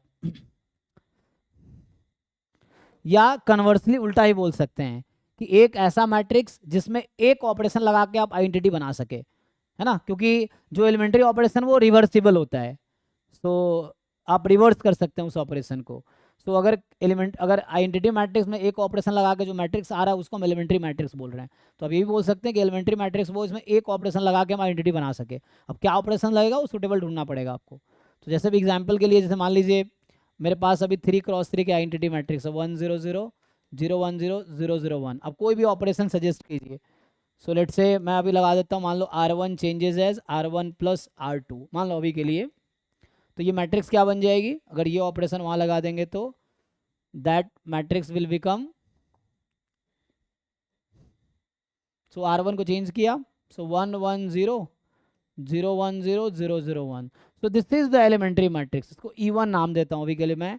सो ये एक एलिमेंट्री मैट्रिक्स है। अब आप सोचो, एक और मैं आपको एक्सपेरिमेंट करके दिखाता हूँ। जैसे एलिमेंट 1 2 3 4 5 6 7 8 9, इस पे मैं ये ऑपरेशन लगाता हूँ, R1 changes as R1 plus R2, तो ये मैट्रिक्स क्या बनेगी? सो ये मैट्रिक्स बनेगी 5 7 9। देखिए आप यहाँ पे ना, मैं R1 प्लस R2 लगा रहा हूँ, तो बाकी चीज सेम है, तो 4 5 6 7 8 9, ठीक है। अब यहाँ मजे की बात क्या है कि हमने रो ऑपरेशन लगाए हैं, तो आप एक चीज नोटिस कर सकते हो। मान लो इसका नाम मैं अभी के लिए ए रख देता हूँ, so you find A E1 और यू फाइंड E1 A, और इसका नाम अभी के लिए मैं बी रखता हूँ, ठीक है, ये आई था। सो मैं क्वेश्चन मेरा ये है कि ए E1 B के इक्वल आएगा या E1 A B के इक्वल आएगा? E1 A। जैसे बहुत लोगों ने नोटिस नहीं किया होगा, कुछ लोगों ने नोटिस भी किया होगा, जब क्लास 12th में आप इन्वर्स निकालते थे ना एलिमेंट्री ऑपरेशन से, तो वहाँ क्या होता था, A B is equal to I, ये ऑपरेशन यूज, तो वहाँ क्या करते थे हम, क्या लिखते थे, A into I is equal to A, फिर उससे आप चेंज करते थे किसको, याद है कि नहीं? एलिमेंट्री ऑपरेशन इन्वर्स निकालते थे, आई वाले को चेंज कर देते एक में लिखते थे A I is equal to I, A I is equal to A, एक में लिखते थे I A is equal to A. इसका पर्पस क्या था? जब आप रो ऑपरेशन लगाते थे आप लिखते थे I A is equal to ए लिखते थे आप, और जब कॉलम ऑपरेशन लगाते थे लिखते थे A I is equal to ए लिखते थे आप, और दोनों में आइडेंटिटी लेफ्ट में चेंज करते थे तो वो इन्वर्स बन जाता था, और राइट में आप ए को आइडेंटिटी बना देते थे, तो ए इंटू ए इन्वर्स आई हो जाता था, या ए इन्वर्स इंटू ए आई हो जाता था। तो वहाँ नोटिस करने की चीज़ ये, अगर अभी भी क्लास 12th का एनसीईआरटी खोल के आप देखो, अभी भी जो चैप्टर 4 है मैट्रिक्स चैप्टर है, उसमें चैप्टर 4.4 एक्सरसाइज नहीं, चैप्टर 3 मैट्रिक्स 4 डिटर्मिनेंट है, 3.4 एक्सरसाइज आगे खोलोगे, उसमें क्या होता है, जहाँ भी इन्वर्स निकाल रखा, हर मैट्रिक्स में एलिमेंट्री ऑपरेशन जब इन्वर्स निकालते हैं तो या तो आप रो ऑपरेशन से लगा सकते हो या कॉलम, दोनों तरीके से आएगा, लेकिन ओनली रो ऑपरेशन और ओनली कॉलम ऑपरेशन दोनों मिक्स नहीं कर सकते आप वहाँ पे इन्वर्स निकालने के टाइम पे। तो आप देखेंगे जब भी रो ऑपरेशन से इन्वर्स निकाला होगा सो वो स्टार्ट किया होगा ऐसा, मैं लिख के बताता हूँ आपको। जब वो रो ऑपरेशन लगा रहा होगा तो ऐसा किया होगा कि आई ए इज इक्वल टू ए, अब इसको चेंज करके वो ए इनवर्स बना देता है, और इसको चेंज करके आई, मतलब इसको चेंज करके आई बना देते हैं, तो खुद ये चेंज होकर ए इनवर्स हो जाता है। ये ए एज इट इज रखता है, इसको हम कोई चेंज नहीं करते हैं, तो यहाँ से मुझे ए इनवर्स मिल जाता है, और यही ए इनवर्स चाहिए होता है। This is required matrix. लेकिन जब कॉलम ऑपरेशन लगा रहा होता है तो ऐसा करता है, ए आई इज इक्वल टू ए। आप अब चाहे तो अभी ओपन करके देख सकते हैं, या कहीं भी हाई लेवल बुक में भी जहाँ पे होगा, तो उसकी वजह यही है जो अभी मैं बता रहा हूँ आपको। तो यहाँ पे क्या करता है कि ये ए को चेंज करके आई बना देता है, तो ये आई चेंज होके खुद ही ए इनवर्स बन जाता है, और ए एज इट इज रहता है, इसको हम नहीं छेड़ते हैं। तो जब कॉलम ऑपरेशन लगाता है तो प्रोडक्ट में राइट साइड मैट्रिक्स पे लगता है, और जब रो ऑपरेशन लगाते हैं तो ये प्रोडक्ट में लेफ्ट साइड मैट्रिक्स पे लगता है। उसका आंसर आपका यहाँ पे है, आप देखिए। तो ये एक एलिमेंट्री मैट्रिक्स, मैंने कहा हर operation actually every elementary operation is equivalent to multiplying an elementary matrix. तो अगर रो ऑपरेशन लगा रहे हैं so we are multiplying elementary matrix into left side, column operation लगा रहे हैं so we are multiplying an elementary matrix into right side. आप खुद एक्सपेरिमेंट करके देखिए यहाँ पे। So this is my A matrix, मैं इसको मल्टीप्लाई कर रहा हूँ ए में, तो एक बार मैं राइट में मल्टीप्लाई, एक बार ए में। आपको बताना है कौन सा इक्वल आएगा बी के, आपको ये निकाल के बताने हैं। चेक करके देखिए।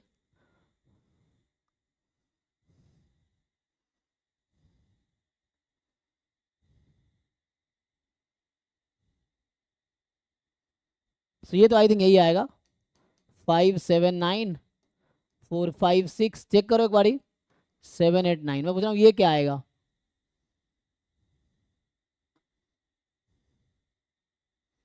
आई थिंक ये आएगा 3। एक बार चेक कर लो पहले ना।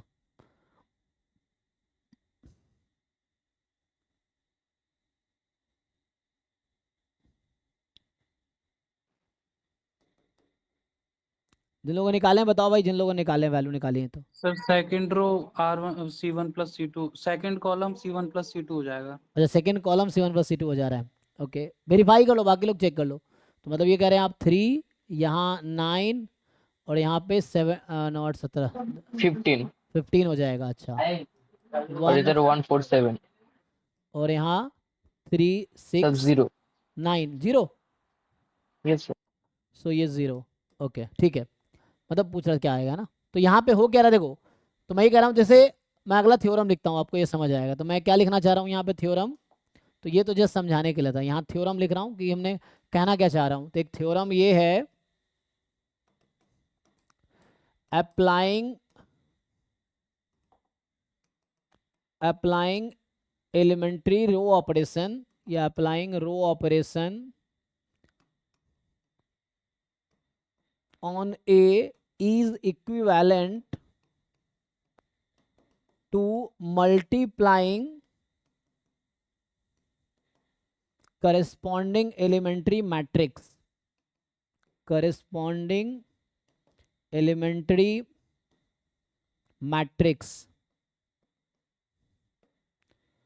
into A by left side। ये मैं कहना चाह रहा हूँ कि जब किसी मैट्रिक्स में मैं रो ऑपरेशन लगा रहा हूँ तो उस रो ऑपरेशन के करस्पॉन्डिंग जो एलिमेंट्री मैट्रिक्स बनेगी, एक्चुअली हम ए मैट्रिक्स में लेफ्ट साइड से वो एलिमेंट्री मैट्रिक्स मल्टीप्लाई कर रहे हैं, इसका ये मतलब है। सिमिलरली इसका दूसरा तरीका क्या होगा कि applying elementary column operation, so applying elementary column operation, yeah, applying column operation on A, so applying column operation on A, इतना ही लिख रहा हूँ ठीक है। अरे यार, so यहाँ पे क्या आ जाएगा, applying column operation on A is equivalent to multiplying an elementary matrix या करस्पॉन्डिंग एलिमेंट्री मैट्रिक्स, उसके करस्पॉन्डिंग है ना, मल्टीप्लाइंग करस्पॉन्डिंग एलिमेंट्री मैट्रिक्स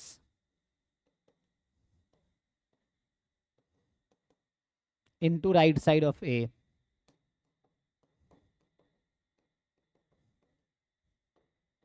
है ना, ए के राइट साइड में हम एलिमेंट्री मैट्रिक्स को मल्टीप्लाई कर रहे हैं, यहाँ ए के लेफ्ट साइड में। तो रो ऑपरेशन लगाने का मतलब हम एक एलिमेंट्री मैट्रिक्स,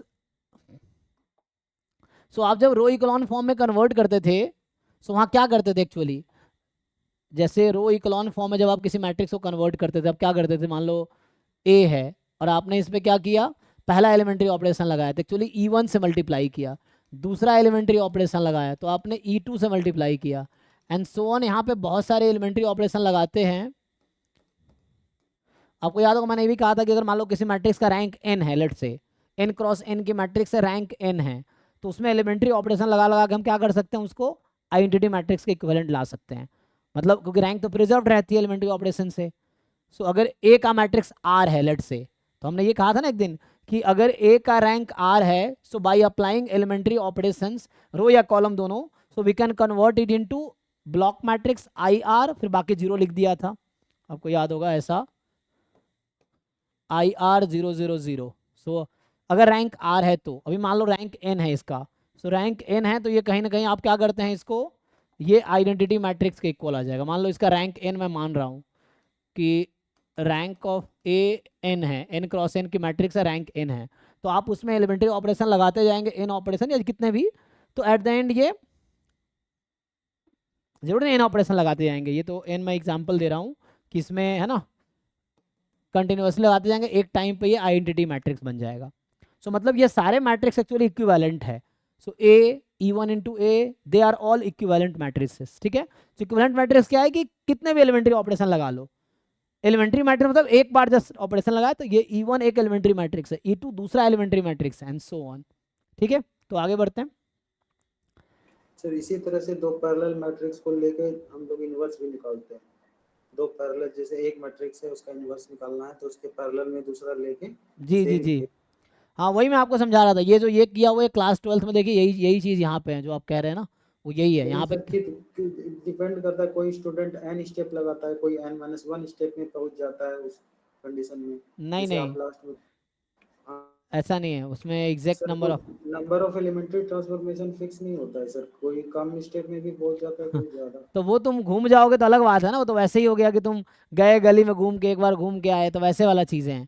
लेकिन वो होता है कई बार तुमने लगाए फिर वो चेंज हो गया, फिर उसको फिर वापस लगा रहे हो, फिर उसको चेंज करो, एक पैटर्न होता है, उस पैटर्न के बेसिस जाओगे तो fix number of elementary operation सबको लगाने पड़ेंगे एक्चुअली। वो होती है कि तुमने एक गलत ऑपरेशन लगा दिए तो उससे जो पहले एलिमेंट चेंज हुआ था वो दूसरा हो गया, फिर वापस उसको चेंज करने के लिए फिर लगा रहे हो, तो वो उससे ज़्यादा बढ़ जाता है। Otherwise fix number of elementary operation लगाने पड़ेंगे, तो वो चीज़ें हैं। तो ऐसा इसलिए होता है क्योंकि अलग अलग बच्चा लगा कोई कुछ सकता है, लेकिन आपको ध्यान रखना केयरफुल्ली कि जो एलिमेंट आप बना रहे हो 1 0 0 0 1 0 0 0 1, तो जो एलिमेंट आपने फॉर्म किया वो चेंज ना हो, फिर वो पहले लगाए चेंज हो गया, वापस फिर उसको लगा चेंज, तो डबल ऑपरेशन आप लगा दिया, तो इसलिए बढ़ जाते हैं operation. Otherwise fix number of operation use होगा। तो ये तो हो गया इक्विवेलेंट है ना। तो बाकी आपको पता है कि इक्विवेलेंट मैट्रिसेस का रैंक सेम होता है ना। So equivalent matrices have equal rank, तो ये हमने पहले भी देखा है।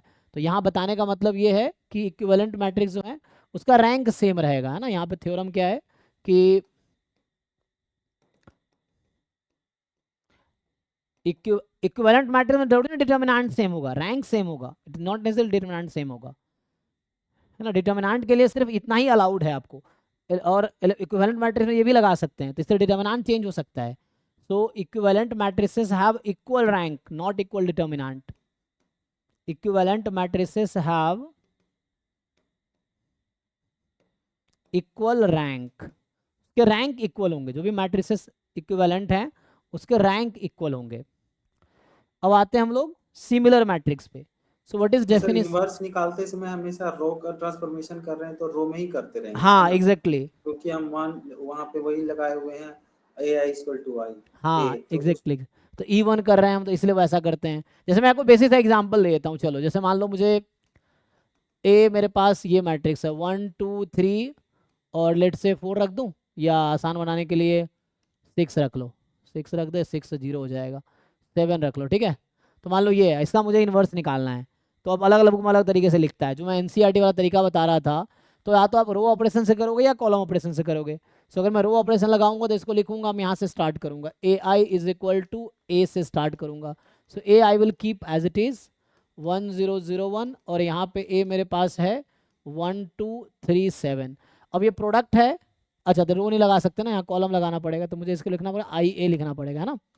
रो ऑपरेशन लेफ्ट साइड मैट्रिक्स पे लगेगी, तो यहाँ मुझे ए लिखना पड़ेगा, है ना। प्रोडक्ट है तो row operation will operate on left side. अगर प्रोडक्ट मैट्रिक्स कहीं भी है, ए इंटू बी है, अगर आप रो ऑपरेशन लगा रहे हो तो ए पे ही लगाना पड़ेगा, B you can not touch.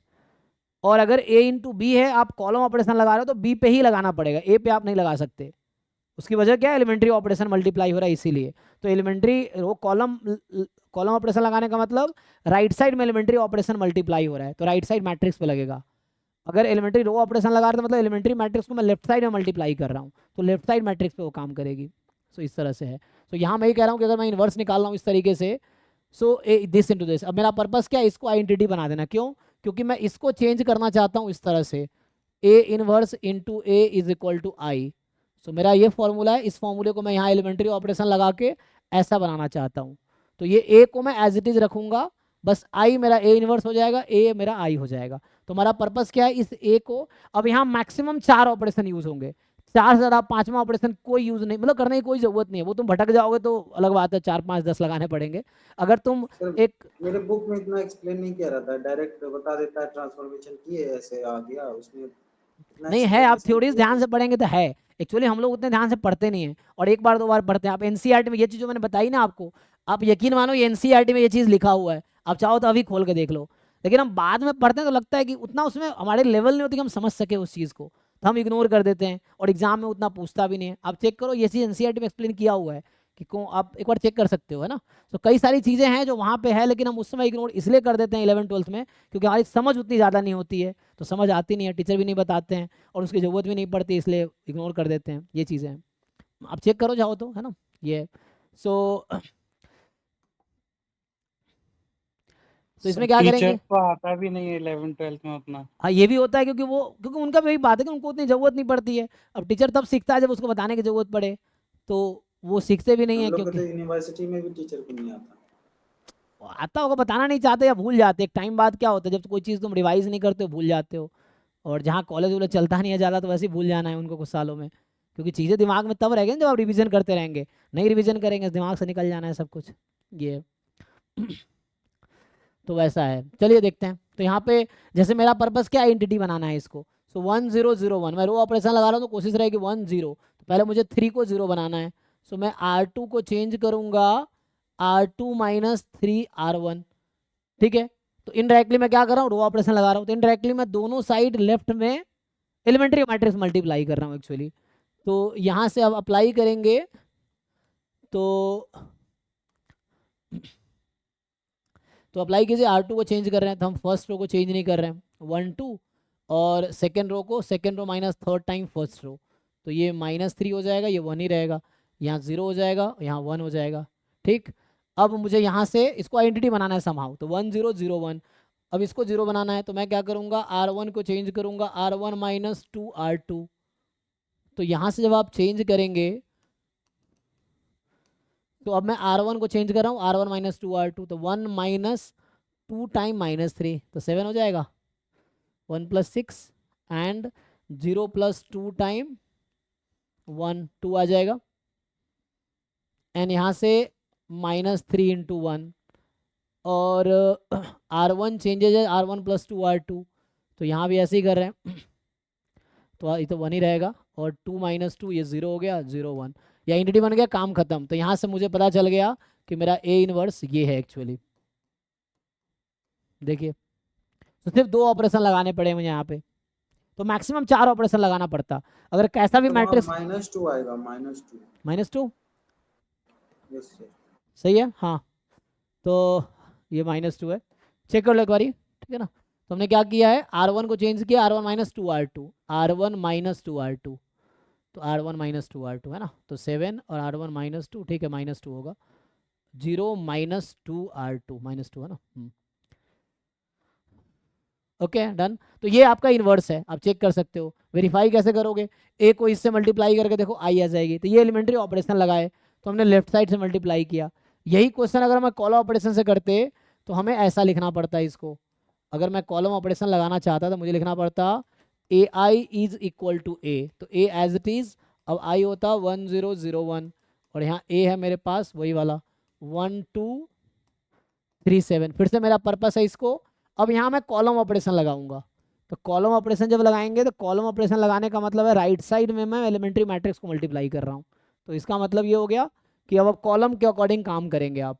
तो कॉलम के अकॉर्डिंग काम करेंगे तो इसको आप जीरो, पहले आपको इसको जीरो बनाना पड़ेगा। तो मैं यहाँ C2 को चेंज करूँगा, C2 माइनस 2C1, तो यहाँ ए यही चीज़ आप करेंगे, C2 माइनस 2C1 तो माइनस 2 1 1 0। और यहाँ पे फर्स्ट कॉलम को आप नहीं चेंज करेंगे, सेकेंड कॉलम को चेंज करेंगे, C2 माइनस 2C1 7 माइनस 6, देख लीजिए। तो हो गया। अब मुझे क्या करना है 1 0 0 1 इसको जीरो बनाने हैं, तो मैं C1 को चेंज करूँगा C1 माइनस 3C2, ठीक। तो ए एज इट इज़, और यहाँ पे अब C1 चेंज कर रहा हूँ, तो C1 माइनस यहाँ 6, यहाँ माइनस 2, यहाँ ठीक है माइनस 2 1, यही ना, यहाँ 7 आएगा ना, तो ये 7 आ जाएगा। तो 1 माइनस 3 इंटू माइनस 2, तो 6 प्लस 1 7, और यहाँ माइनस 3, चेक कर लो सही है ना। हम क्या कर रहे हैं C1 माइनस 3C2 कर रहे हैं ना, तो C1 माइनस 3C2, तो C1 को चेंज कर रहे हैं, C2 को 3 से मल्टीप्लाई करके घटा रहे हैं, ठीक है ना, 3 से मल्टीप्लाई करके सब्ट्रैक्ट कर दो, ठीक है। अब तो ये 7 है, दिस इज माइनस 3, एंड यहाँ पे यही चीज़ यहाँ पे लगाओ आप, तो 1 minus 3 into 0 1, and 3 minus 3 into 1 0 0 1, हो गया। तो ये आ गया, तो ये मेरा इन्वर्स है, इसको ठीक से लिख लो। तो ये था 7 माइनस 3 माइनस 2 1, तो यहाँ से इन्वर्स यही आया, देखो यही वाला इन्वर्स है। सो ए यहाँ आया ए इंटू ए इन्वर्स आई, यहाँ आया था A inverse into A is equal to I, है ना। So it is like A inverse into A is equal to I, and this is like A into A inverse is I, तो वैसा हो गया, okay ना। तो ये कह रहे हैं कि जब भी, तो ये 12th में आप देखें यही कर रखा वहाँ भी, तो इसकी वजह है ना कि ये यहाँ राइट में ही क्यों लेते हैं, क्योंकि कॉलम ऑपरेशन लगाना है। ये लेफ्ट में ही क्यों लेते हैं आइडेंटिटी यहाँ पे, क्योंकि यहाँ रो ऑपरेशन लगाना है, इसीलिए। सर अगर अलग कुछ मतलब कि रो के जगह पे कॉलम या कॉलम के जगह पे रो कर दिया तब आंसर क्या गलत आ जाएगा? हाँ गलत आ जाएगा, एग्जैक्टली। आप करके देखिए।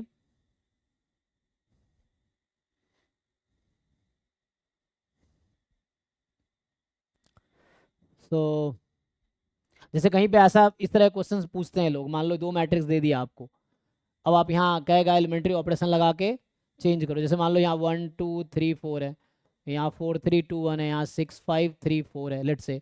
इस तरह क्वेश्चन लोअर क्लास में पूछे जाते, बीएससी में पूछे जाते थे कि चलो ये ऑपरेशन लगाओ क्या होगा, यही चेक करने के लिए कि तुम्हारी कितनी अंडरस्टैंडिंग है। इवन इस तरह क्वेश्चन है ना, बच्चों को दिल्ली में पढ़ाता था उस टाइम, तो दिल्ली सर में जैम पे भी एक क्वेश्चन आए थे, हाँ ये एग्जैक्टली, कॉन्सेप्ट यूज करना पड़ेगा, ऐसे नहीं होगा। वो हाँ कॉन्सेप्ट है ए एक मैट्रिक्स है, उसका डिटरमिनेंट दे दिया और एडजॉइंट ऑफ ए दे दिया, उसका अच्छा। बोला ट्रेस ऑफ मैट्रिक्स ए कितना होगा, क्या होगा, ऐसा बोला। जैसे अब ये लगाना है, एडिशन मैथमेटिक्स में हाँ पूछते हैं। अब जैसे ये लगाना है तो आपको क्या करना पड़ेगा अब, तो यू कैन नॉट, अब रो ऑपरेशन लगा रहे हैं ना, तो you can not change this matrix. अब राइट वाले को कुछ नहीं कर सकते आप, you have to change this one, so आपको ये पे चेंज करना पड़ेगा and then you have to apply on this.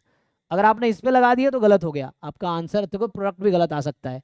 अभी इन दोनों का मान लो, अभी तो एग्जाम्पल दिया हूँ मैं, तो लेट से मैं करेक्टली लिख देता हूँ क्या बनेगा। सो ये जैसे है ना 4 + 4 8 बनेगा, और यहाँ पे 3 + 2 5, एंड यहाँ पे 3 4 12 20, और यहाँ पे 9 + 4 13, चेक कर लीजिए ना। तो ये है जैसे, अब मैं एग्जैक्ट प्रोडक्ट है ये, आप एलिमेंट्री ऑपरेशन लगाओ तो जो लगाओगे जो नया आएगा वो भी सही आएगा, मतलब इन दोनों को मल्टीप्लाई करो वही आएगा। लेकिन गलती से आपने इस पे लगा दिया एलिमेंट्री ऑपरेशन ना, तो इन दोनों को मल्टीप्लाई करोगे वो नहीं आएगा, चेक करके देख लो, ठीक है ना। आगे बढ़ते हैं, तो सर डाउट क्लास, ठीक है ना, हाँ डाउट स्टार्ट करते हैं।